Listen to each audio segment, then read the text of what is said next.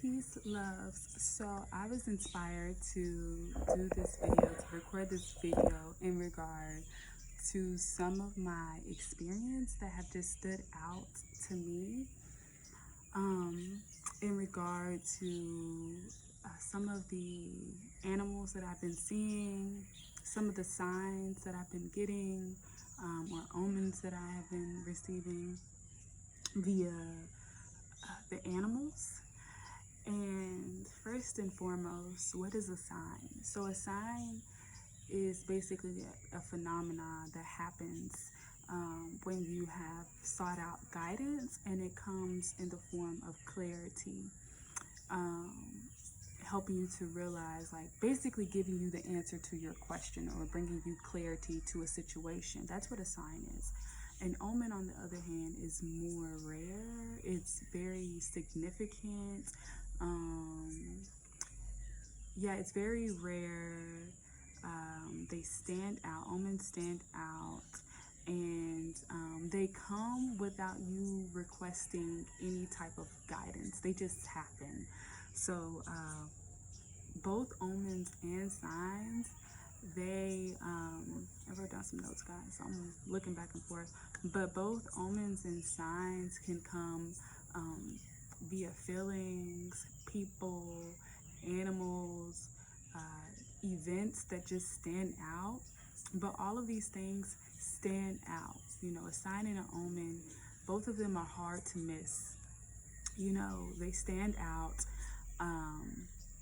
And yeah, with everything going on in the world, it's like when you focus on a particular situation or happening, you know, it's important to pay close attention to whatever your focus is.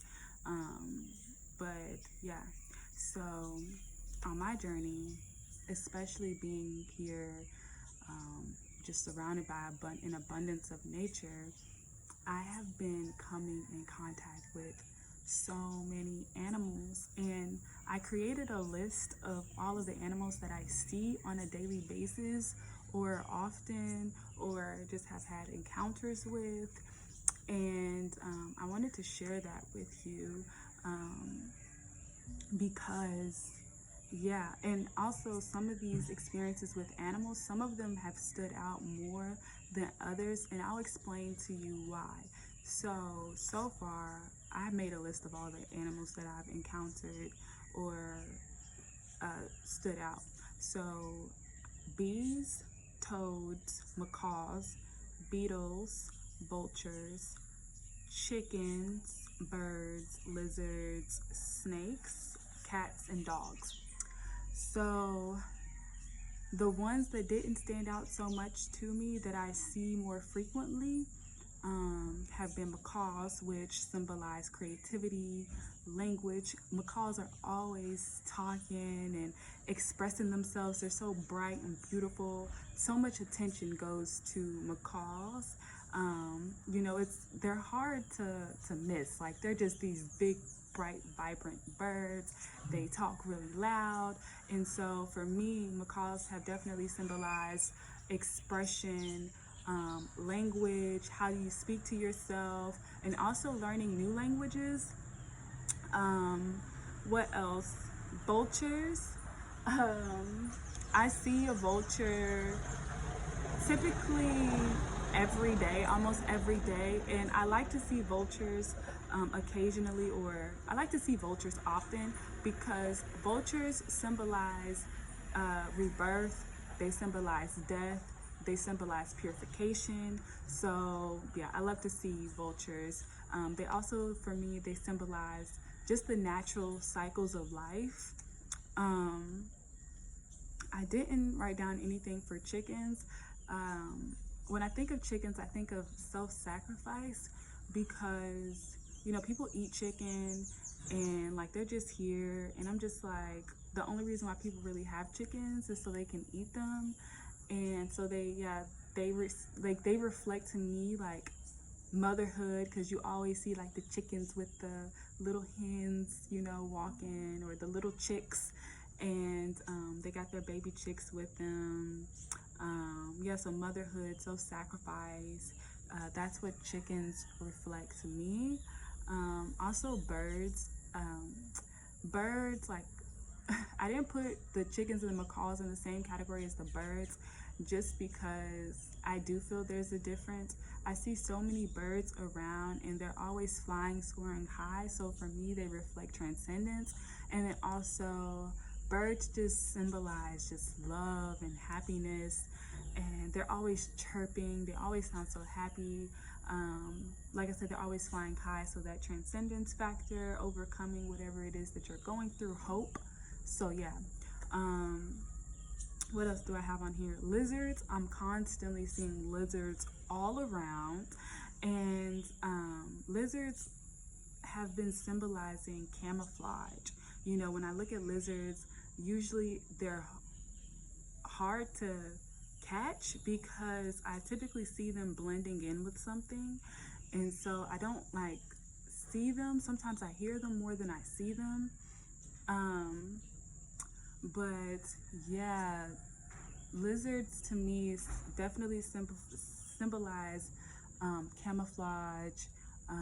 They're always scurrying somewhere, moving really fast. Survival, like they're trying to get out the way. Yeah, regeneration. If you cut off a lizard's tail, I believe it'll grow back. Like, you know, what else have I been seeing? Cats. Okay, for anyone who follows me on Instagram and looks at my story will know that cats and dogs stay coming in my house. Well, different cats come into my house, but it's always the same dog that comes into my house. But cats symbolize rebirth and resurrection because of their 9 lives, but also darkness, mystery, unpredictability, independence. You know, cats are so independent, like, you know, and even the unpredictability, it's like you never know what a cat is going to do or why they do it, but they're so beautiful to watch and observe. They also reflect to me femininity. Cat energy is just so feminine to me, and also healing. Cats just have this healing essence, this healing aura about them. I love being in the midst of or amongst cats. They're beautiful. And then also dogs. So dogs represent faith, unconditional love, protection, loyalty, companionship, and playfulness. Every time my neighbor's dog Munchies comes over, I'm just reminded to just relax, to play, to laugh, to just enjoy life, you know, to tune into the present moment.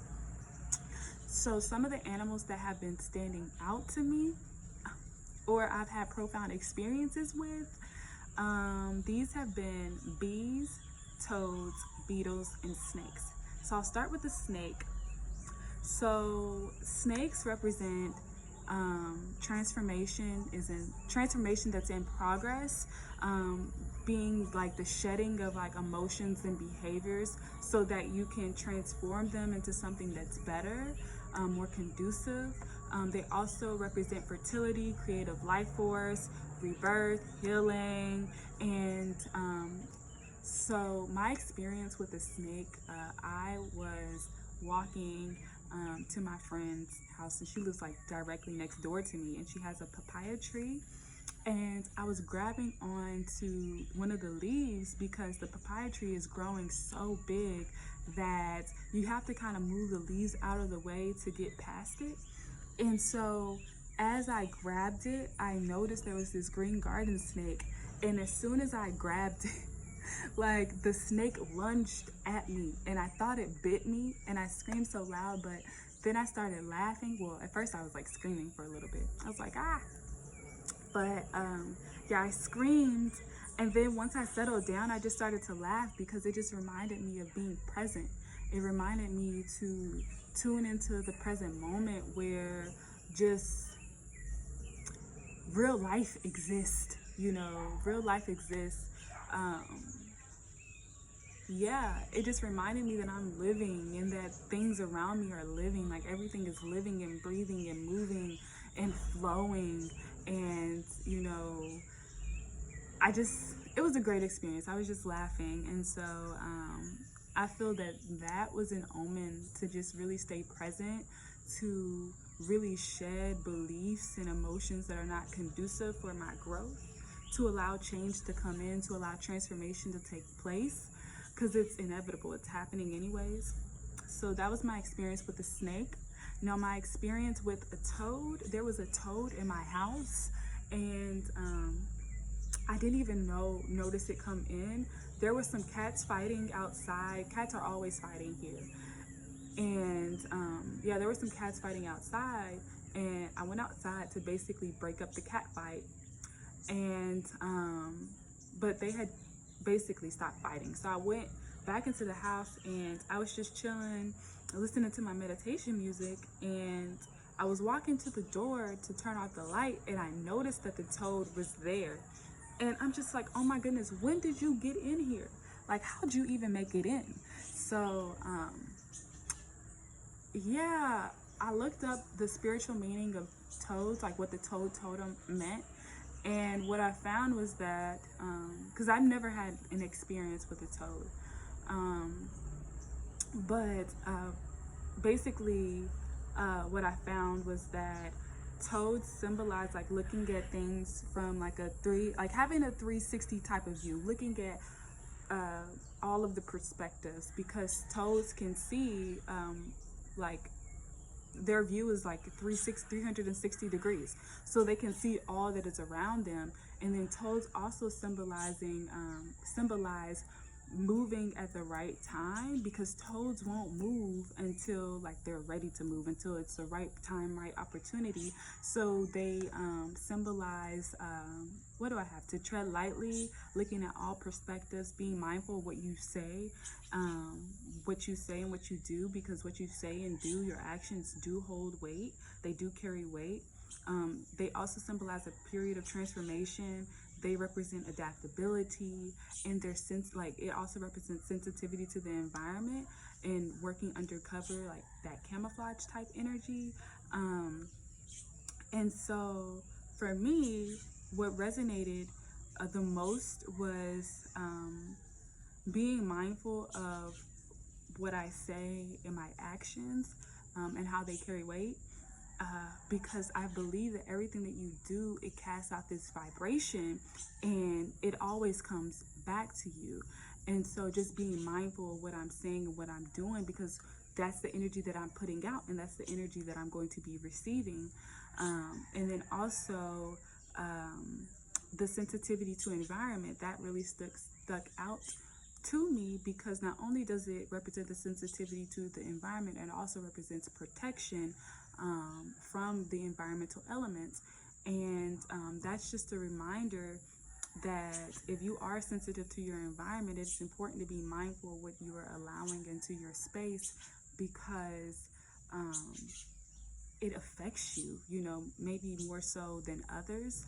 And so, yeah, it's important to be aware of the company that you keep, the foods that you're putting into your body, what you're seeing on a regular basis, because like I said, people who are sensitive to their environment, these things are going to affect you more so than others.